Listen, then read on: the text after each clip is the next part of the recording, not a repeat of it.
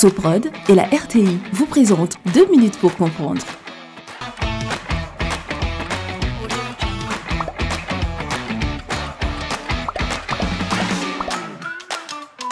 Bonjour, bienvenue dans 2 minutes pour comprendre, votre capsule quotidienne qui vous aide à comprendre comment fonctionne le monde qui nous entoure.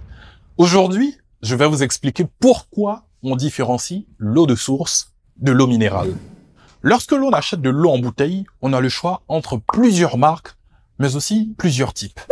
Source ou minérale. Et on ne saisit pas toujours ce qui les distingue. L'eau minérale et l'eau de source ont la même provenance.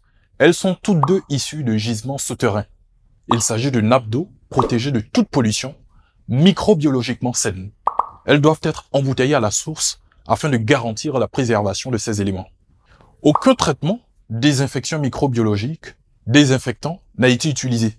C'est en ce point qu'elles se différencient, entre autres, des eaux du robinet. Leur différence se situe au niveau de la composition. En effet, l'eau minérale doit honorer certaines obligations, c'est-à-dire que le pourcentage de calcium et de sodium sont définis à l'avance et cette eau doit être respectée. Elle a donc une composition stable, au contraire de celle de source. Il est également à noter que l'eau minérale peut se prévaloir d'allégations de santé grâce à cette constitution riche et contrôlée. Elles obtiennent ainsi le droit d'afficher des mentions telles que « bénéfiques pour la santé ». Elles peuvent se déclarer comme indiquées dans le cas de stress, fatigue, besoins laxatifs.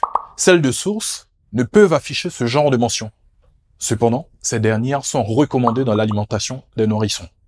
C'est la seule exception dont elles bénéficient.